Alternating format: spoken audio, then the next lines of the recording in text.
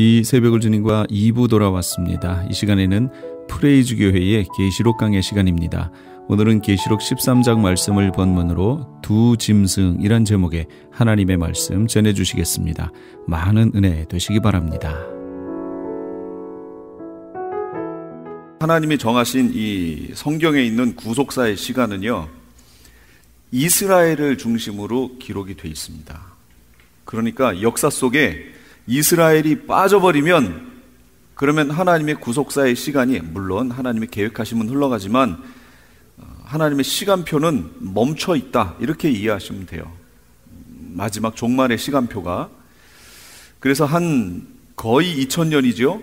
2000년 가까이 이스라엘이 사실상 없었습니다. 그러니까 마지막 종말의 시간표가 멈춰 있었던 거지요. 멈춰 있던 시간표가 1948년인가요? 그때 이스라엘이 독립을 하면서부터 이제 다시 흘러갈 준비를 하겠죠. 이스라엘이 역사 속에 생겨났으니까. 그 전에는 없었기 때문에 문제가 없었어요. 그 사이에 2000년 사이에 아무리 강대국이 나타나도 그것을 일곱 머리 속에 집어넣지 않았었다, 그 얘기죠. 몽골 원나라, 그 원대한 원나라가 있었든 누가 있었든지 간에 그거는 역사 속에서 머리에 해당하지 않았습니다. 그럼 머리는 언제 해당하느냐? 이스라엘이 있어야 돼요. 근데 지금 이스라엘이 생겨났단 말이에요. 그러면 이 마지막 시대의 머리 역할을 할 어떤 나라가 일어나겠죠. 지금 일어날 준비를 하고 있어요. 그게 7번째 머리예요. 그게 적그리스도의 국가가 될 겁니다. 그래서 우리 용 지난주에 보셨을 때 용이 어떻게 생겼어요? 이 머리 부분이 7머리 10뿔 생겼는데 그 10뿔이 어디 달렸다고요? 맨 마지막에 있는 머리에 10개의 뿔이 달려 있는 거예요. 이런 구조를 갖고 있다고 그랬죠? 그럼 그 근거는 뭐냐? 성경에 있어요. 다니엘서하고 다 여기 있어요. 그러니까 그때 성경을 찾아가면서 같이 보도록 하죠. 우선 모양이 그렇게 돼요. 창세 이후로 신약, 그 다음에 이제 어느 시점에선가 들어갈 거예요. 여기는 구약 시대가 될 거고요. 여기는 신약 시대가 될 겁니다. 예수님의 초림이 여기에 있었습니다. 초림이에요. 예수님의 재림이 여기 어느 시점에 있을 겁니다. 우린 옛날에 이 성경 공부를 할 때 구약 백성들은 초림하실 예수님을 바라봤죠. 그럼 우리는 뭐라고 그랬었어요? 그 전에는 구약은 오실 메시아를 바라보면서 신앙생활을 했고, 여태까지 우리는 어떻게 했냐면요, 오신 메시아를 보고 신앙생활했다고 가르쳤어요. 오신 메시아. 구약 백성 유대인들은 오실 메시아를 바라보면서 신앙생활했고, 신약에 있는 백성들은 오신 메시아를 바라보며 신앙생활했다, 이렇게 배웠습니다. 여태까지. 근데 그 말도 맞긴 맞는데 이렇게 이제 말을 바꿔야 돼요.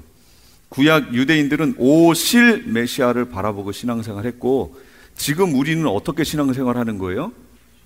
그렇죠. 다시 오실 메시아를 보고 신앙생활을 하는 거예요. 그러니까 구약 백성이나 우리나 똑같죠. 똑같아요. 조건이. 구약 백성들은 어떻게 구원받냐라고들 얘기를 해요. 그 사람들은 오실 메시아를 바라보고 그거에 대한 믿음을 가지고 구원 얻는 거고요. 우리 역시 다시 오실 메시아를 바라보며 그거에 대한 믿음으로 우리도 구원 얻는 거예요. 똑같아요. 차이가 없어요. 그런데 이 신약이라고 하는 이 기간 동안에는 이스라엘이 없었습니다. 그렇죠? 이 기간은 그러니까 이방인의 충만한 수가 들어오는 기간이에요. 이거를 다니엘서에서는 장차라고 하는 기간으로 말로 표현을 해놨던 기간이에요.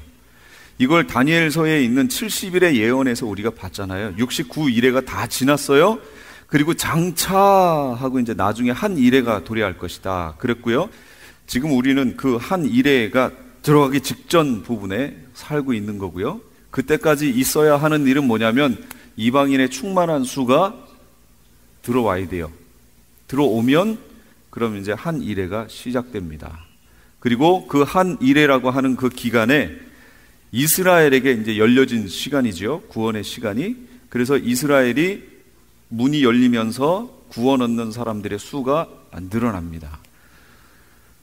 여기까지 6머리가 있었습니다.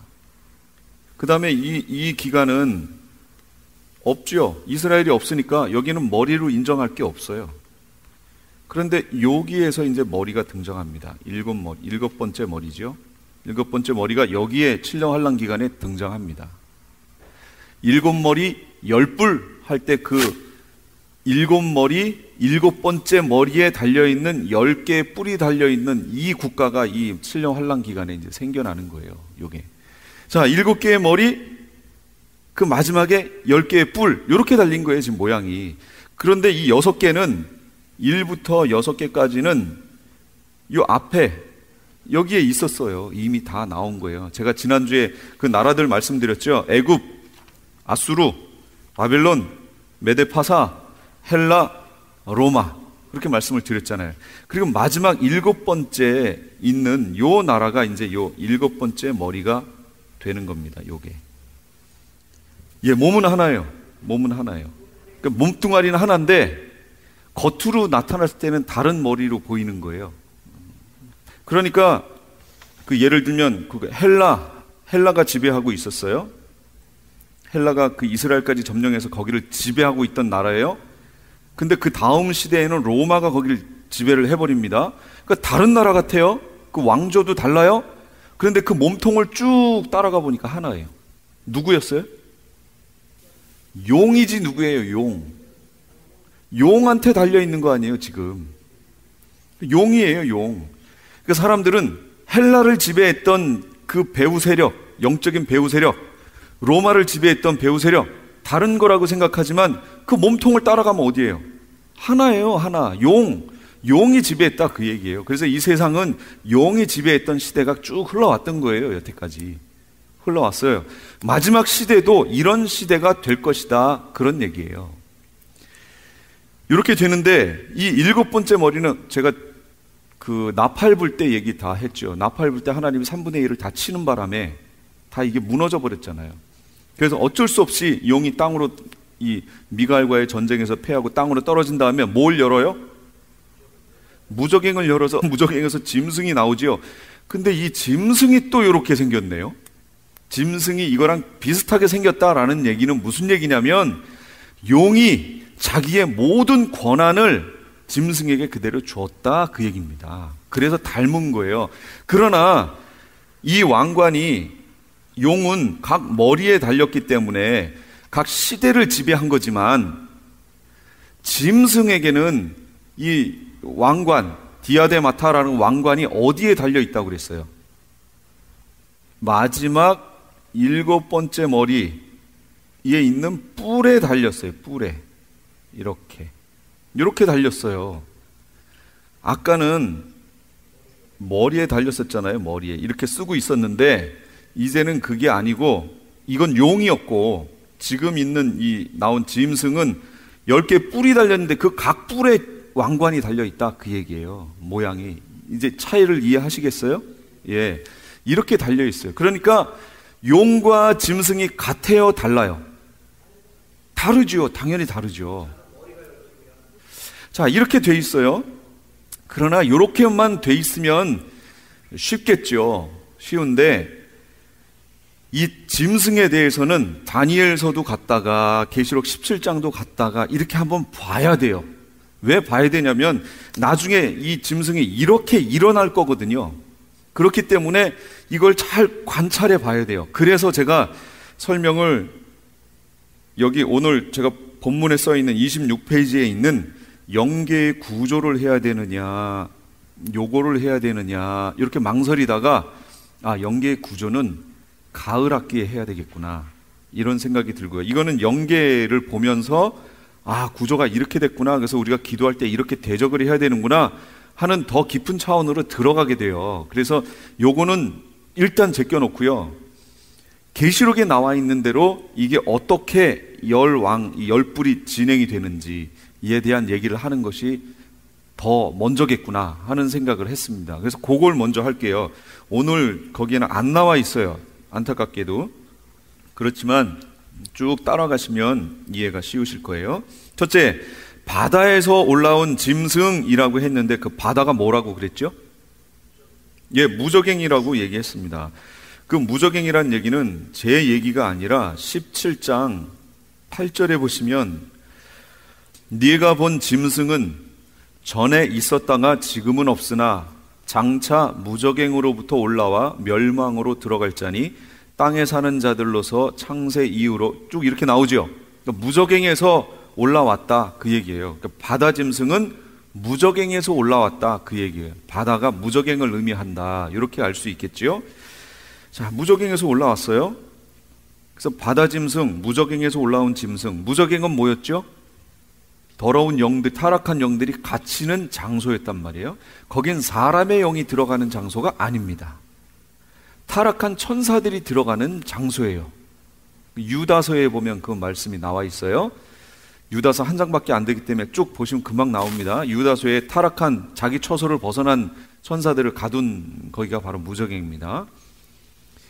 자, 거기에 갇혔어요. 그러면 저기부터 나갈게요. 계시록 17장을 찾았으니까 여기서부터 한번 나가볼게요. 17장 10절에서 11절입니다. 이 앞에를 보시면서 잘 따라오세요. 또 7 왕이라 5은 망하였고 하나는 있고 다른 하나는 아직 이르지 아니하였으나 이르면 반드시 잠시 동안 머무르리라. 이렇게 나왔어요. 여기서는 7 그 머리를 7 왕이라 이렇게 그 구절 보세요. 지혜 있는 뜻이 여기 있으니 그 7 머리는 여자가 앉은 7 산이요 그랬단 말이에요. 7 산. 근데 또 7 왕이라 이렇게 표현했어요. 그럼 5은 망하였고 하나는 있고 다른 하나는 아직 이르지 아니하였으나 이 계시록이 쓰여질 당시가 어떤 시대예요? 누가 썼어요? 요한, 사도 요한이 썼을 당시에 이스라엘이 있었어요, 없었어요? 있었죠. 예, 있었죠. 그 이스라엘을 지배하고 있던 나라가 뭐예요? 그렇죠, 로마죠, 로마. 그러면 7개의 나라 중에 애굽, 아수르, 바벨론, 메데파사, 헬라, 로마, 그 다음이 없어지고 이스라엘이 없어졌죠. 그 다음이 짐승의 국가가 나오지요. 그럼 이게 쓰여질 당시는 로마 6번째 나라잖아요. 그러니까 여기 보세요. 7인데 5은 망했고 5은 망했죠. 이미 없어요. 그리고 하나는 있고 있어요, 없어요? 로마 있죠. 이 요한이 쓸 당시에 로마는 있었어요. 그러니까 6번째 나라는 있었어요. 다른 하나는 아직 이르지 아니하였으나 그랬잖아요. 이스라엘이 있어야 나오는데 지금까지 이스라엘이 없었잖아요, 역사 속에. 그러니까 안 나왔죠. 이제 이스라엘이 독립했으니까 이제 나오겠죠. 나오는데 이르면, 짐승의 국가가 이르면 반드시 뭐라고 하냐면 잠시 동안, 잠시예요. 길지 않아요. 잠시 동안 머무르리라 그렇게 얘기합니다. 그래서 7번째 국가, 짐승의 국가가 기간이 제일 짧아요. 그 중에서 6개의 국가 중에 제일 짧았던 나라는 바벨론입니다. 바벨론은 100년밖에 안 돼요. 로마 상당히 길지요? 이런 기간들에 비하면 바벨론이란 나라가 제일 짧아요. 100년밖에 안 돼요. 남유다가 바벨론에 망한 거 아니에요. 그렇게 됐죠? 이렇게 돼 있어요. 그러나 이 짐승의 국가는 더 짧아요. 제일 짧아요. 아주 잠시 동안. 그래서 어떤 번역에 보면 잠시 동안이 아니라 1시간 동안 이렇게 표현해 놓은 데도 있어요. 그러니까 아주 짧다 그 얘기입니다. 그 나라가 나옵니다. 그런데 11절에 전에 있었다가 지금 없어진 짐승은, 전에 있었다가 지금 없어진 짐승은 8번째 왕이니 7 중에 속한 자라. 그가 멸망으로 들어가리라. 이건 또 무슨 얘기예요, 이거? 해석이 힘들죠? 전에 있었다가 지금 없어진 짐승은 8번째 왕이니, 그러니까 여기서 말하는 짐승, 우리가 지금 바다에서 올라온 짐승이라고 했던 거 있죠? 이 짐승이 몇 번째라는 거예요? 8번째예요. 이제 머릿속에 잘 그려가면서 따라오세요. 잘 그리세요. 8번째인데 7 중에 또 속했대요. 이거 참 골치 아픈 해석입니다. 이게. 자, 그럼 이걸 어떻게 이해하셔야 되냐면, 이것은 이 시대를 지배하는 마지막 마지막 모양인데, 이 각각의 10개의 뿔에 왕관이 있으니까 이건 10왕이라고 그랬죠. 10왕이 다스리는 나라가 연합해서 하나의 국가 형태처럼 이루게 될 거라는 거예요. 10왕, 각각의 왕이 다스리는 나라가 있는데, 왕이니까 나라가 있겠죠. 왕이 10개의 나라가 있는데 이들이 연합해서 하나의 연합국을 이루게 될 것이다, 그런 얘기예요. 그럼 지금 이런 형태로 되어 있는 연합국이 어디 있을까요? 지금 이런 형태로 되어 있는 건 연합국은 EU가 그렇게 되어 있습니다. 지금 현재. 그렇죠? 이런 형태를 취하고 있어요. 그래서 EU도 우리가 주시하면서 봐야 돼요. 지금 형태는 그렇게 되어 있으니까. 자, 이렇게 돼 있는데 어딜 보시냐면 계시록 17장 12절에 보시면, 내가 보던 10뿔은 10왕이니 아직 나라를 얻지 못하였으나, 이거 쓰여질 당시에 10나라는 없었죠? 아직 나라를 얻지 못했지만 다만 짐승과 함께 임금처럼 한동안 권세를 받으리라. 짐승과 함께?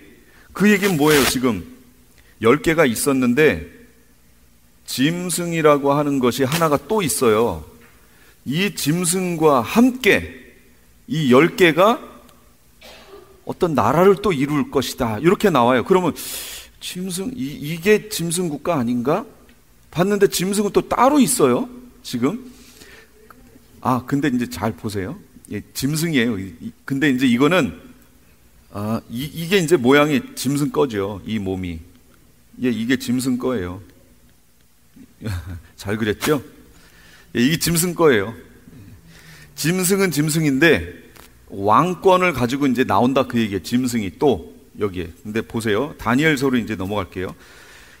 이 다니엘서를 봐야 그제서 이게 이해가 됩니다. 다니엘 7장 7절에서 8절을 볼게요. 내가 밤 환상 가운데 그 다음에 본 넷째 짐승은 무섭고 놀라우며 또 매우 강하며 또 쇠로 된 큰 이가 있어 먹고 부서뜨리고 그 나머지를 발로 밟으며, 이 짐승은 전에 모든 짐승과 다르고 또 10뿔이 있더라, 이렇게 얘기했어요. 10뿔이 있는데 내가 그 뿔을 유심히 보는 중에 다른 작은 뿔이 그 사이에서 나더니 첫 번째 뿔 중에 셋이 그 앞에서 뿌리까지 뽑혔으며, 그 작은 뿔에는 사람의 눈 같은 눈들이 있고 또 입이 있어 큰 말을 하였더라, 이렇게 나왔어요. 자, 아까 여기 보셨을 때 10개가 있다고 그랬죠. 근데 여기에서 요 사이에서 뿔 하나가 여기서 튀어나온다, 그 얘기예요. 작은 뿔이 하나가 또 나오는데, 이 나오는 작은 뿔이 나머지 3개를 다 뽑아버린대요. 그럼 이 뿔들은 뭐였어요? 왕이었죠. 작은 뿔이 그 사이에서 쑥 나오면서 나머지 3개의 뿔을 그냥 다 뽑아버리는 거예요.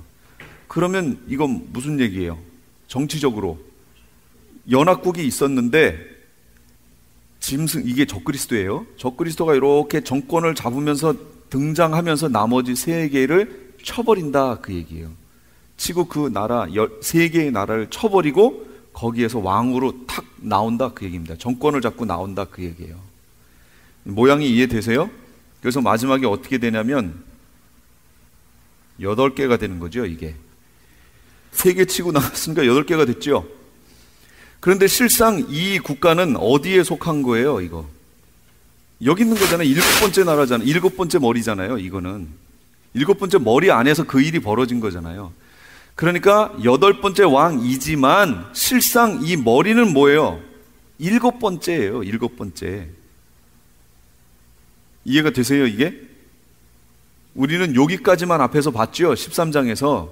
근데 다니엘서를 보고 다른 데를 가서 보면 이렇게 돼 있다, 그 얘기입니다.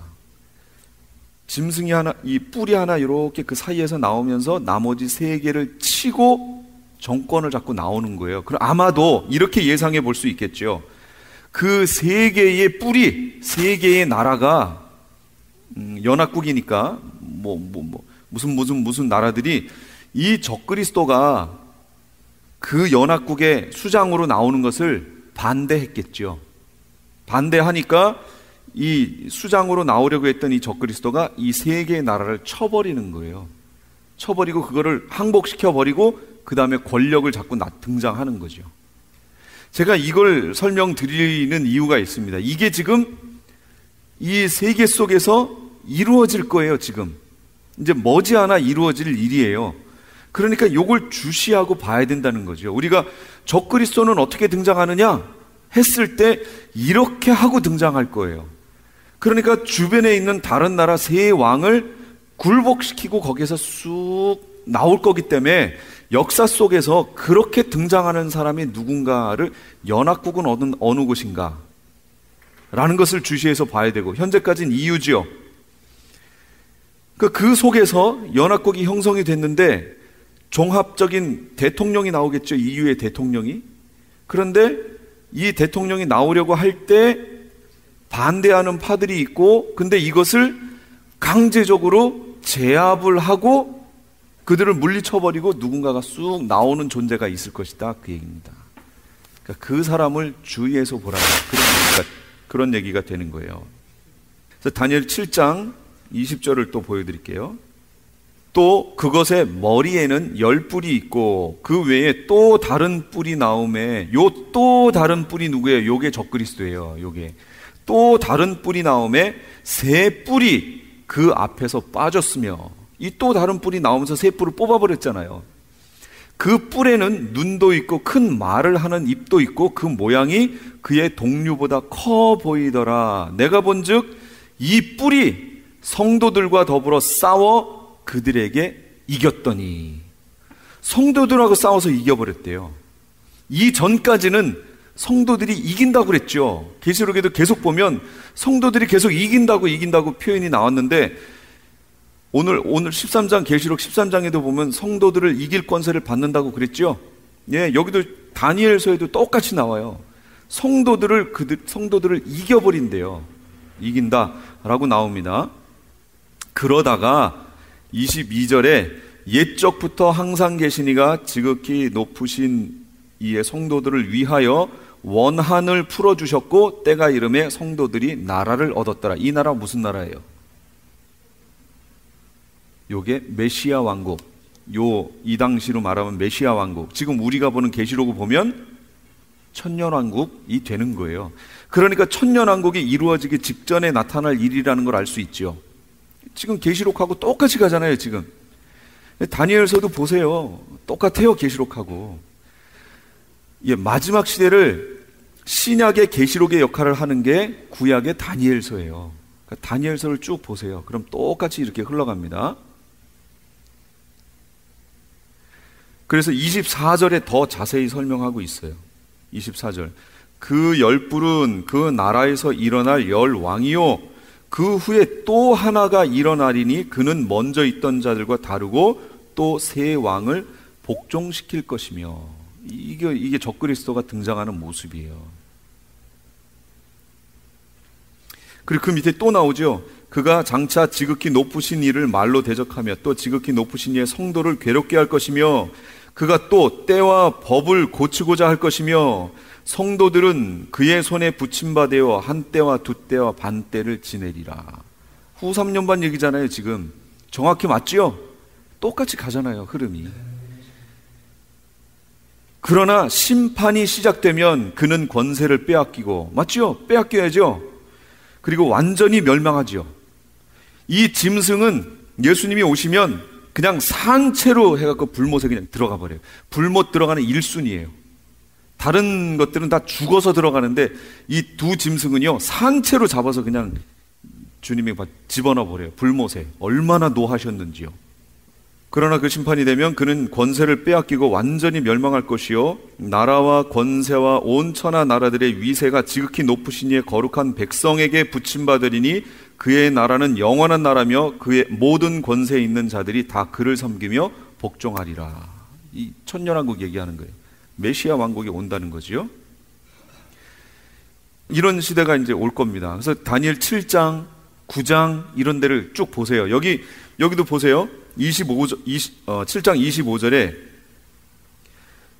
또 그가 또 때와 법을 고치고자 할 것이며 성도들은 그의 손에 붙임받으여 한때 두때 반때를 지내리라. 때와 법을 고치고자 하는 이가 누구예요? 이게 적그리스도라고 그랬죠. 이 전까지는 성도들이 이 짐승과 싸워 이기는데 이제부터는 성도들이 싸워서 집니다. 그러니까 이 마지막 한때 두때 반때 3년 반 기간 동안에는 싸워서 이길 수가 없어요. 그러니까 어떻게 해야 돼요? 피해야죠. 그래서 전 3년 반이 끝나고 나면 후 3년 반이 시작되는 이 기간 동안에는 빨리 예비처로 가야 돼요. 그래서 가는 거예요. 싸워 이길 수가 없어요. 그러면 성경에서 이긴다는 표현이 어떻게 나와 있을까요?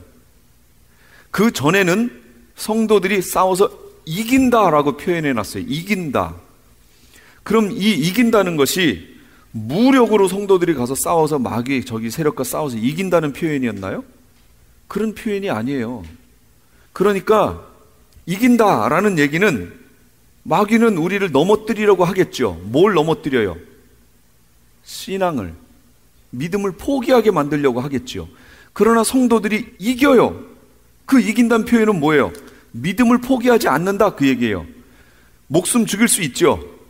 죽는 한이 있어도 포기하지 않고 지켜낸다 그 얘기예요. 이긴다는 표현이. 그럼 여기에서 성도들을 이긴다는 표현이 또 나오잖아요. 지금 성도들을 이겨버리잖아요. 그럼 이 표현은 무슨 표현이 될까요? 성도들이 믿음의 싸움을 하는데 여기서 지는 사람들이 나온다 그 얘기예요. 이제 배교가 나오는 거예요. 그런데 오늘 본문으로 다시 가볼게요. 그러면 본문에도 성도들에 대한 얘기가 나오죠. 또 권세를 받아 성도들과 싸워 이기게 되고 각 족속과 백성과 방언과 나라를 다스리는 권세를 받으니 이렇게 나왔습니다. 짐승이 이긴대요. 후 3년 반 동안에 그래서 빨리 예비처로 가야 돼요. 그러니까 이 후 3년 반 기간에 이겨서 순교하는 사람들도 나오지만 그렇지 못하고 지는 성도들도 나온다 그런 얘기입니다. 그러니까 지금부터 아예 나는 죽는다, 나는 순교자다 라는 마음으로 신앙생활을 하지 않으면 그럼 이길 수 없어요. 이기셔야 됩니다. 나는 순교자다. 나는 이 믿음을 지키다가 난 순교한다. 지금 뭐 곳곳에 미국 곳곳에서 그 총기 사고 많이 나잖아요. 그래서 너 예수 믿는다고 할래? 여기서 죽을래? 난 예수 믿는다고 하고 뻥 하고 죽어야 돼요. 어떻게 하든 고백하고 죽어야 돼요. 이겨내야 됩니다. 근데 왜 이 기간에 지는 성도가 나올까요? 그 앞에 전 3년 반 기간 동안에 잘 준비된 성도들은 다 어디 갔어요, 지금? 예비처 가버렸잖아요. 그러니 그 후에 남은 성도들은 누구예요? 예비처 못 간 자들이죠. 예비처 못 간 사람들은 누구예요, 대체? 두 부류가 있겠죠. 하나는 이 연약한 자들을 놓고 가면 이들이 믿음 버릴 것 같으니까 끝까지 이들을 위해 남아서 믿음을 지키게 해주려고 남아있던 무리가 있을 것이고, 예, 그럴 수 있고요. 그러나 그렇지 않고 남은 이들은 누구예요? 이 세상 것이 좋다고 세상 따라가다 어느 날 덫처럼 이 기간을 만난 사람들, 미처 도망가지 못한, 피신하지 못한 남은 자들인 거예요. 그러니까 믿음, 살래 죽을래 라고 했을 때 나 살래 하고 믿음을 버리는 무리들이 여기서 나오기 시작한다 그 얘기예요. 그렇죠. 그렇게 되는 거예요. 그런 일이 이제 후 3년 만에 벌어져요. 그러니까 순교자도 나오지만 배교자도 나온다, 그 얘기입니다. 이 기간에. 그러니 우리가 어떻게 해야 돼요? 되도록이면 예비처 가야겠죠. 예비처 가려면 예수님이 살아계시고 하나님이 지금도 살아계시고 우리를 지켜보고 계시고 우리가 사는 삶이 여기가 끝이 아니고 저기 있다는 것을 믿는 자가 아니면 예수님을 바라볼 자가 누구냐, 그 얘기예요. 없어요. 그냥 여기서 적당히 믿음 생활하는 사람, 그냥 종교 생활하는 사람들, 그들은 절대로 이겨낼 수 없습니다. 절대로 이겨내지 못해요. 교회 다니면서도 그냥 종교 생활, 그런 거 없어. 그냥 여기에서 복 받고 여기에서 잘 되기 위해서 종교 생활하는 거지 하는 종교 생활 하는 분들은 절대로 여기 승리할 수 없어요. 그러니 이 땅에서 목회자들이 얼마나 중요하냐, 그게 뭘 전해줄 거냐, 이게 그들에게 뭘 전하냐 이거예요. 지금도 메시지가 이 다음 내용이 거짓 선지자인데, 이 거짓 선지자들이 누구냐면 종교적 인물이에요. 종교적 인물. 그 시대에 살아있던 종교적 인물이란 말이에요. 뭘 전했냐, 그 얘기예요. 그들에게. 지금도 여전히 이 땅의 것을 전하고 이 땅에서의 복을 전하고 이 땅에서 잘 되는 것을 전하고 있다면 이들이 어떻게 마지막을 준비하냐고요. 이 땅인데, 이 땅 것이 좋은데. 배교와 순교가 요 기간에 많이 일어날 것이고요, 순교보다는 오히려 배교가 많이 일어날 겁니다. 배교가 많이 일어나요. 그런데 보세요, 거기 참 애매한 구절이 거기 있습니다. 그 배교할 것을 미리 여기서 말씀하시면서 8절로 넘어가니까 이런 말씀이 있어요. 죽임을 당한 어린 양의 생명책에 창세 이후로 이름이 기록되지 못하고 이 땅에 사는 자들은 다 짐승에게 경배하리라 그랬단 말이에요. 놀라운 말씀이 여기 있는 거예요. 이건 하나님의 예정하심이 여기 들어가 있다는 거예요. 그 배교한 사람들은 종교인이라고 하는 그런 타이틀은 가지고 있었지만 실상 그들은 알고 봤더니 생명책에 이름이 없다라는 얘기예요. 없는 자들이었다는 거죠. 그러니까 그들이 짐승에게 경배하게 된다. 그걸 이 성경에서는 짐승이 이긴다라고 지금 표현하고 있는 거예요. 이 마지막 7년 환란이 꼭 필요한 이유는요, 그래서 곡식과 가라지, 알곡과 쭉정이, 양과 염소, 지혜로운 자들과 미련한 다섯처녀, 이걸 가르는 기간이에요. 그래서 이때 갈라지는 거예요. 정확하게 갈라집니다. 그 누구도 아닌데요 할 수 없는 정확한 틀로 갈라집니다. 그리고 이 뒷시대에 이제 살려면, 후 3년 만에 살려면 뭘 받아야 돼요? 짐승표 받아야 돼요. 짐승표 받으려면 이제 다음 주에 보겠지만 어떤 자들, 이때부터 이제 짐승표를 어떤 사람들에게 주냐면 짐승에게 경배하는 자에게 짐승표를 줍니다. 그러면 이 전에는 그것과 상관없이 짐승표가 시행되고 있었던 거예요. 근데 이때부터는 완전히 모든 게 갈라졌잖아요. 뚜렷이 갈라지고, 그때까지 짐승표 안 받았던 사람들은 누구예요? 그나마 크리스찬이라고 했던 이들이 어디서 이렇게 들어서 받으면 안 되는데 이러고 있었는데, 이때부터는 받으려고 하니까 너 이제 짐승에게 경배해, 경배하면 줄게, 이렇게 가는 거예요. 그래서 이때는 강제적인 기간이 되는 겁니다. 경배 안 하면 안 줘요. 그리고 그냥 죽어요. 그러니까 이 땅에 살기 위해서는 어떻게 해야 돼요? 받아야겠죠. 그게 7절에 있는 말씀대로 가면 싸움에서 진 거예요. 그 앞엔 이겼는데, 순교해버렸는데 여기서부터는 지는 거예요. 이제 그 진자들이 바로 짐승표를 받기 시작하는 거예요. 여기까지 좀 이해가 되셨어요?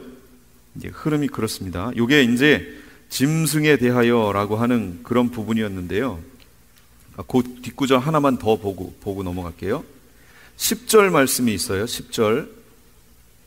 사로잡힐 자는 사로잡혀 갈 것이요, 칼에 죽을 자는 마땅히 칼에 죽을 것이니 성도들의 인내와 믿음이 여기 있느니라. 이렇게 얘기했어요. 이거 무슨 얘기일까요? 하나님의 정하심대로 된다 그 얘기예요. 순교, 내가 순교해야지 해서 순교하는 게 아니라는 거예요. 마땅히 칼에 죽을 자는 죽을 거예요. 누가 정한 거예요? 하나님의 정하심이에요. 그러니까 마지막 기간에 순교할 순교자의 반열에 들어갈 사람 누가 정했어요? 하나님이 정한 거예요. 이해가 되세요?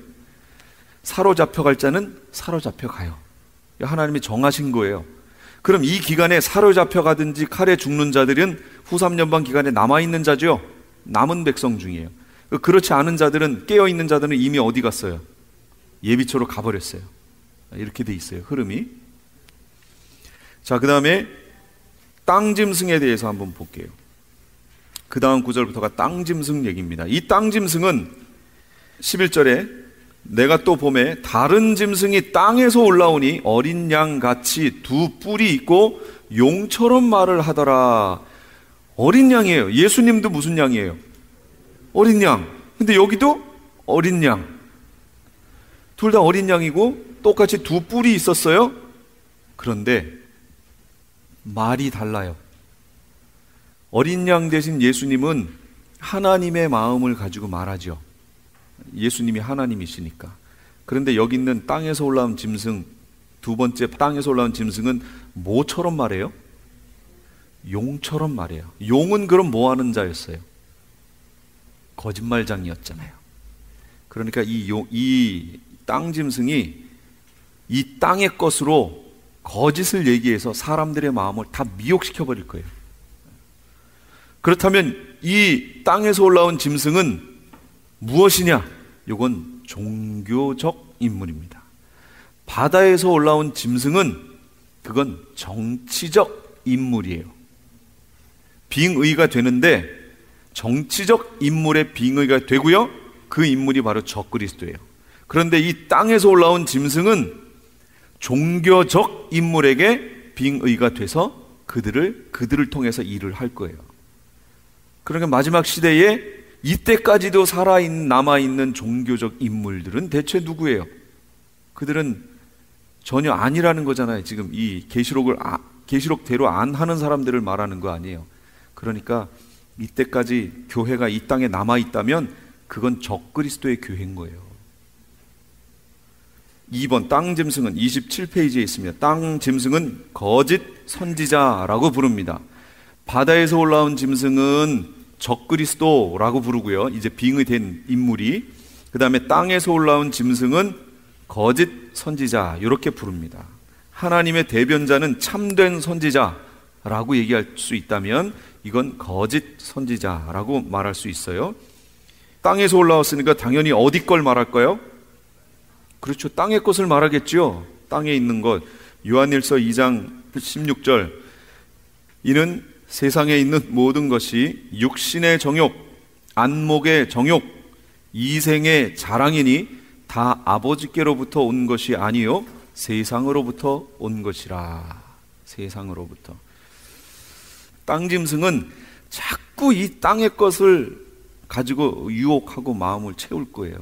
그래서 지금 이 마지막 시대에 땅의 것에 우리의 마음을 두게 메시지 전해지는 것도요, 땅의 것에 소망을 두게 자꾸 만드는 그런 목회자들이 있다면 이건 경계해야 됩니다. 그리고 위에서 기도하셔야 돼요. 그 교회를 위해서도 기도하시고 목회자를 위해서도 기도하셔야 됩니다. 어떤 기회가 됐든 계시록의 말씀을 보고 뭐가 하나님이 말씀하시는 건가, 이 마지막 시대에 꼭 전해져야 되는 하나님의 말씀이 뭔가, 그 말씀을 찾을 수 있도록 기도하셔야 됩니다. 그렇다면 이 짐승의 능력을 보세요. 3번 계시록 13장 13절에 있는데 대단합니다. 큰 이적을 행하되 심지어 사람들 앞에서 불이 하늘로부터 땅에 내려오게 하고, 짐승 앞에서 받은 바 이적을 행함으로 땅에 거하는 자들을 미혹하며 이랬어요. 땅에 거하는 자들에게 이르기를 칼에 상하였다가 살아난 짐승을 위하여 우상을 만들라. 여기 칼에 상하였다가 살아난 짐승이 누굴까요? 아까 적그리스도가 등장하는데 뿔 하나가 등장한다고 그랬죠. 작은 뿔이 등장하는데 이게 3개의 뿔을 뽑아버리고 등장했죠. 그 뽑는 과정에서 이 작은 뿔이 상처를 받습니다. 뽑는 과정에 설지 아니면 뭐에 설지 모르겠으나 그 앞뒤로 공격을 받아요. 그러니까 이 적그리스도를 싫어하는 무리들이 있었던 거예요. 그들이 이 적그리스도를 칩니다. 그래서 칼에 상합니다. 거의 죽었어요. 죽었어. 그런데 용이 짐승으로 인해서 그 적그리스도를 살려내는 거예요. 우리가 볼 땐 그렇게 보여요. 적그리스도가 갑자기 살아나요. 죽었는데 갑자기 살아나요. 그때 있었던 일이 뭐냐면 짐승이 거기로 들어가는 거예요. 빙의가 돼서 들어가서 살아납니다. 그러니까 사람들이 하고 놀라는 거예요. 근데 누가 놀라느냐? 생명책에 기록되지 않은 자들이 다 놀래요. 이걸 보고. 그래서 이미 교회 안 다니는 사람은 말할 것도 없고, 교회 다녔다고 하는 사람들 중에도 생명책에 기록되지 않고 그냥 종교생활 했던 사람들은 그걸 보고 깜짝 놀라는 거예요.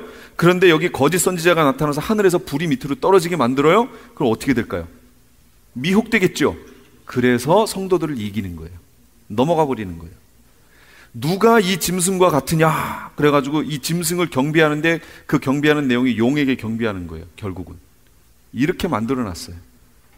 그러니까 마지막 시대에 이 거짓 선지자가 나와서 하늘에서 불이 막 떨어지게 합니다. 그러니까 마지막 때는요, 기적이라든지 이적이라든지 막 이런 거 쫓아가시면 안 된다, 그 얘기예요.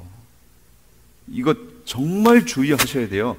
물론 전 3년반 기간 동안에 14만 4천 두 증인 아이에 의해서 그런 일들이 벌어져요. 성령의 역사가 막 이때 일어납니다. 비를 멈추게도 하고 막 그런 역사가 나타났죠. 이미 전 3년반 기간에. 그러나 이들이 딱 끝나버려요. 그 후에 나타나는 이적과 증상은 이거는 적그리스도가 하는 거예요. 거짓 선지자가 하는 거예요. 여기에 현혹되면 안 되는데 이거에 대한 분별력이 사람들이 없다, 그 얘기입니다. 근데 이제 그게 특히 누구한테 그러냐?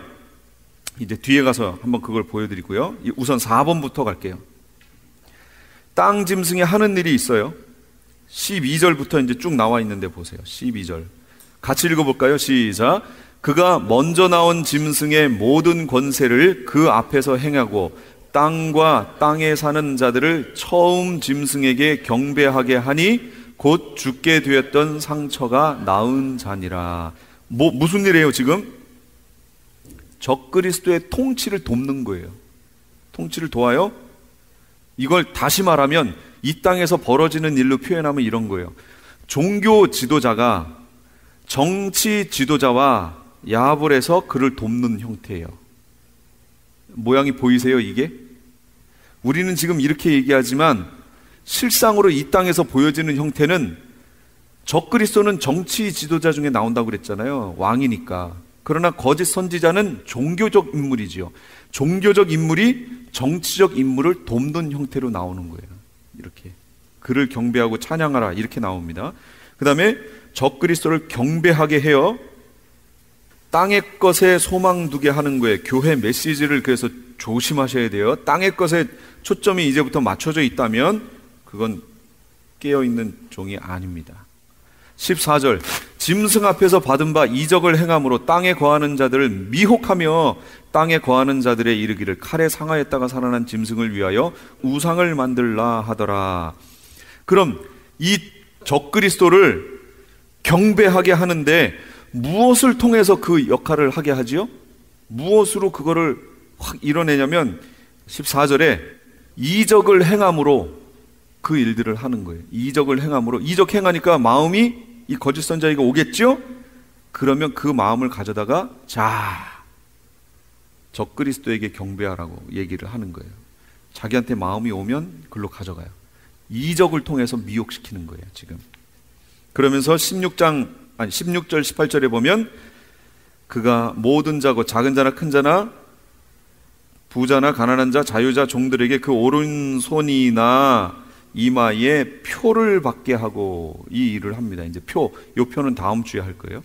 표를 받게 하는 일을 또 합니다. 그러니까 결국은 이거예요. 거짓 선지자는 이적을 행해서 사람들의 마음을 자기한테 쏠리게 만든 후 그걸 가지고 적그리스도에게 넘겨서 적그리스도를 경배하게 만들고 그 다음에 짐승표를 시행해서, 짐승표는 그 적그리스도의 표지요.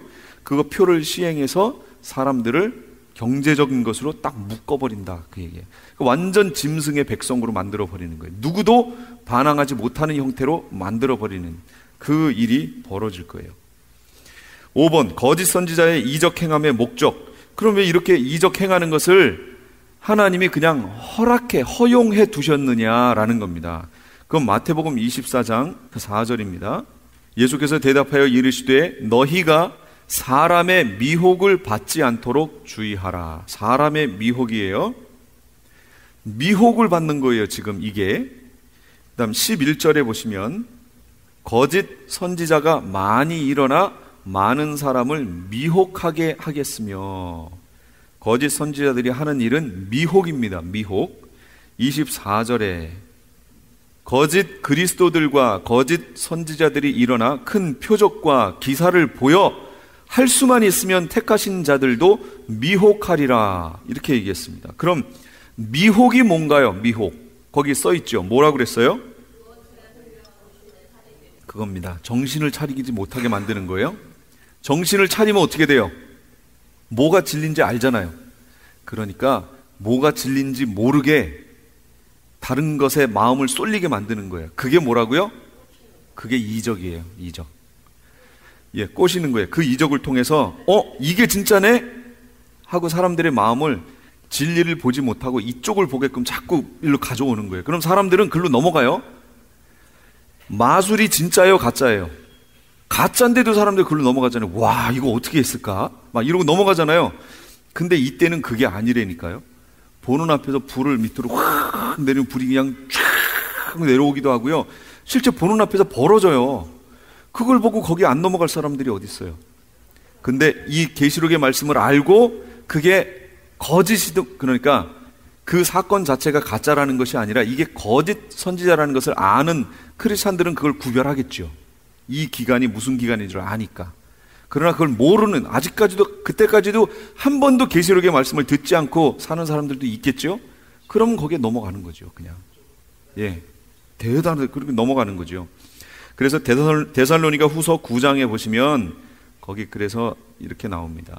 후서 2장 9절에 보시면 악한 자의 나타남은 사탄의 활동을 따라 모든 능력과 표적과 거짓 기적과 불의의 모든 속임으로 멸망하는 자들에게 있으리니 이는 그들이 진리의 사랑을 받지 아니하여 구원함을 받지 못함이라. 하나님께서 왜 그들에게 유혹거리를 허락하셨냐라는 이야기예요. 왜요? 진리를 믿지 않고 불의를 좋아하는 모든 자로 심판을 받게 하시려고 글로 넘어가게 그 거짓 이적들을 보여주신 것이다 라는 거예요. 그걸 허락하셨다는 거예요. 그래서 이 기간에 배도와 미혹, 배도 거기 나와 있죠. 누가 어떻게 하여도 너희가 미혹되지 마라. 미혹되지 마라. 배도하는 일이 있고 불법의 사람 적그리스도, 그러니까 곧 멸망의 아들이 나타나기 전에는 그 날이 이르지 않는다. 예수님의 오심이 그 전엔 이르지 않는데요. 그러니까 순서가 미혹, 배교, 멸망의 아들의 나타남, 그 다음 그 날, 예수님이 오시는 날, 그게 있다, 그 얘기입니다. 순서가 이렇게 돼요. 그러니까 어떤 미혹에도 넘어가지 않도록 우리가 지금부터 깨어서 기도해야 된다, 그런 얘기입니다. 아직도 이 땅 것이 좋아 여기가 좋사오니 초막 셋을 짓되 이러고 여기 땅에 계시면 안 돼요. 제가 지난번에도 그랬죠. 할 수만 있으면 어떻게 해서든지 도시에서 사시던 분은 되도록이면 도시를 벗어나는 방향으로 모든 삶을 이끌어 가셔야 된다라고 분명히 말씀을 드렸어요. 되도록이면 만약에 이사 가야 되는 일이 있는데 도시로 갈 일이 있고 좀 벗어나는 일이 있으면 그 벗어나는 쪽으로 가시라, 그 얘기예요. 되도록이면 도시에 속해서 그 안에 들어와서 이 도시, 이 사단과 더러운 영들이 지배하는 모든 문화 속에 자꾸 젖어들지 말고 여기를 자꾸 벗어나서 이렇게 가는 쪽으로 가시라, 그 얘기예요. 저도 이사를 해서 되도록 여기를 벗어날 수 있는 길이라면 점점점 도시를 이렇게 벗어나는 방향으로 가겠습니다. 물론 도시 안으로 오면 점점 편해지지요. 삶은 편해지지만 그건 마지막 시대에는 그렇게 하시면 안 돼요. 벗어날 수 있으면 벗어나세요. 적그리스도의 영향력으로 거짓 선지자의 영향력으로부터 점점점 벗어나서 신앙을 지키는 방향으로 이렇게 가시면 좋아요. 어제 저희가 어떤 기도원에 다녀왔습니다. 올라가다 보니까 이거 뭐 밭도 있고요. 밭을 어떤 사람들이 막 해놓고 스프링클러도 켜놓고 막 해놨더라고요. 조금 이렇게 떨어져서 안으로 이렇게 들어가게 되는데, 산으로 가는데 그런 모습을 보고 여기 와 살았으면 좋겠다. 여기 살았으면 좋겠다 하는 생각을 제가 계속하면서, 저는 거기 가서 올라가서 밑에 쪽에 있는 도시들을 보고 따로 떨어져 있는 이쪽을 보면서 여기 살았으면 좋겠다 하는 생각을 계속하면서 저는 봅니다. 제가 거기 가가지고요, 저 밑에 쪽을 이렇게 바라볼 때는 이 계시록의 말씀을 생각하면서 이렇게 바라보는 겁니다. 제가 그냥 보는 게 아니고 어떻게 하면 이렇게 따로 떨어져 여기 나와 살 수 있을까 하는 것들을 보면서 보는 겁니다. 되도록이면 이렇게 살았으면 좋겠다 하는 생각을 하는데 아직 때가 아닌가 봐요. 그러나 이제 하나님이 정하신 때가 되면 점점 우리를 그렇게 인도하실 것이다 라는 그런 확신이 있고요. 어떻게든 이 땅에 소망 두지 마시고요. 어떻게든 이 땅에서 주님 말씀에 민감해져서 주님이 움직이시는 대로 따라갈 수 있는 그런 민감한 신앙에, 주님 말씀에 민감한 그런 상태를 가질까 계속 기도하시고요. 준비하셔야 돼요. 독수리 두 날개로 업어서 우리를 인도하셨다고 그랬죠. 이스라엘 백성을 그렇게 인도하신 것처럼 광야로 가라. 목적지도 없어요. 그냥 광야예요. 광야 어디요? 그냥 가는 거예요. 이게 불기둥과 구름기둥이 움직이면 그냥 따라가는 거예요. 가다가 정착하면 거기 그냥 서는 거고, 그게 또 이렇게 올라오면 갈 준비해라. 그럼 텐트들 막 치워서 준비해놓고 쫙 가시면 또 따라가는 거예요. 내려오면 다시 거기에 멈추고 거기 장막 짓고 이렇게 하는 거예요. 이제 그런 삶을 사시려면 주님에 대해서 민감해져야겠죠. 민감해져야 됩니다. 이 땅을 끝에 마음을 두면 민감해질 수 없습니다. 이 땅 드라마에 마음 뺏기면 민감해질 수 없습니다. 절대로 민감해질 수 없습니다. 그러니까 이 땅에 있는 것에 대해서 조금씩 탁탁 가지치기 해내는 연습을 지금부터 하십시오. 즐기는, 이 땅 것을 즐겼던 그런 습관을 가지치기해서 하나씩 쳐내는 훈련을 지금부터 하세요. 그리고 주님께 묻는 기도를 많이 하세요. 하나님, 이럴 때는 어떻게 할까요? 아무 음성도 안 들려요. 그래도 오케이. 계속 그 훈련을 하십시오. 그럼 어느 날부턴가 말씀을 통하든 무엇을 통해서든 주위 사람을 통해서든 가르쳐 주십니다. 그럼 그때 이게 하나님 음성이었구나 라고 이제 알게 되는 거죠. 점점 그 단계로 가셔야 돼요. 그래서 하나님 음성에 민감해져서 하나님이 인도하실 때 바로 따라갈 수 있도록 그 상태를 이제부터 만드시기 바랍니다. 여기까지 하겠습니다. 기도하겠습니다. 지금까지 LA 한인타운에 있는 프레이즈 교회의 계시록 강해 시간이었습니다. 프레이즈 교회에서는 현재 요한계시록 2차 강해가 지난 7월 10일부터 10월 말까지 진행 중에 있습니다. 시간은 매주 주일 오후 2시나 매주 금요일 오후 7시입니다. 요한계시록 강해를 듣기 원하시는 성도님들은 2668 웨스트 피커 블루바드, 피커와 캔모어가 만나는 곳에 있는 프레이즈 교회로 오시거나 전화 213-700-9833 213지역 700-9833번으로 문의하시기 바랍니다. 유태인이 만든 특수영양제 M3 들어보셨어요? 곡식의 눈, 과일씨, 껍질, 약초의 뿌리로 만든 특수영양제 M3. 혈압, 당뇨, 아토피, 천식, 비만 등 무슨 병이든 큰 효과를 주는 신비영양제 M3. 서울대학병원 7곳, 고려대학병원 2곳에 입점되어 더욱 믿을 수 있는 M3의 효능. 213-435-9600, 213-435-9600 M3. 정직한 마음으로 권해드립니다. 아니, 당신 미장원 다녀왔어? 헤어스타일이 확 바뀌었네. 홈쇼핑월드 차홍 고데기로 마술을 부렸지. 홈쇼핑월드 차홍 고데기? 차홍 허니앤비 샴푸로 머리 감으면서 차홍 헤어두피 마사지를 쓰면 머릿결이 너무너무 부드러워지고 한 움큼씩 빠지던 머리카락도 눈에 띄게 덜 빠져. 차홍 고데기 너무 좋아. 그럼 그 웨이브 머리도? 당연하죠. 3, 4분이면 이렇게 풍성한 웨이브 머리를 만들 수 있다고요. 너무 이쁘다. 어디서 샀어? 홈쇼핑월드. 가격 만족, 품질 만족, 행복한 쇼핑. 활가와 웨스턴 홈쇼핑 월드. 시민권 신청, 부모님, 배우자, 자녀 영주권 신청, 취업이민, 종교이민, 학생비자, 신분 변경, 추방유예, 결혼, 공증. 인생이 달린 이 모든 일 어디에 맡겨야 할까요? 한인타운 연장자 센터의 모츠기관인 주눈사랑채 이민법률센터에 맡기세요. 21년 이민법 경력의 박창영 이민국 공인변호인이 성심을 다해 도와드립니다. 올림픽과 윌튼 323-735-7888 323-735-7888.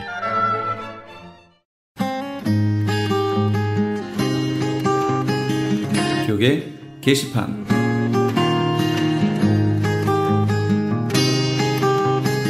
성경 통독 세미나 안내입니다. 하나님의 마음을 알아가는 성경 통독 세미나가 오는 8월 LA와 벨리 지역에서 개최됩니다. LA 지역은 8월 13일 토요일 오전 9시부터 오후 4시까지 LA 비전교회 본당에서 있으며, 벨리 지역은 그 다음 주 토요일인 8월 20일 토요일 오전 9시부터 오후 4시까지 온누리 교회에서 있습니다. 세미나 강사는 온누리 교회 부목사이신 김권수 목사님이며 5시간 강의를 통해 성경 일독의 효과를 얻게 될 것입니다. 회비는 점심과 교재비로 20불이며 자세한 내용은 전화 213-434-7227 213지역 434-7227번으로 문의하시기 바랍니다. LA 한인타운에 있는 프레이즈 교회에서는 매주 주일 오후 2시와 매주 금요일 오후 7시에 요한계시록 2차 강해가 10월 말까지 진행됩니다. 이방 교회와 대체 신학으로 인해 가려진 이스라엘과는 어떠한 관계가 있는가? 우리가 왜 이스라엘을 알아야 하는가? 이스라엘을 통해 약속하신 하나님의 시간표는 어떻게 되는가 등 말세를 사는 우리들이 지켜보고 준비해야 하는 것들이 무엇이 있는지를 함께 고민하고 나누는 시간이 될 것입니다. 요한계시록 강해를 듣기 원하시는 성도님들은 2668 웨스트 피커 블루버드, 피커와 캔모어가 만나는 곳에 있는 프레이즈 교회로 오시거나 전화 213-700-9833 213지역 700-9833번으로 문의하시기 바랍니다.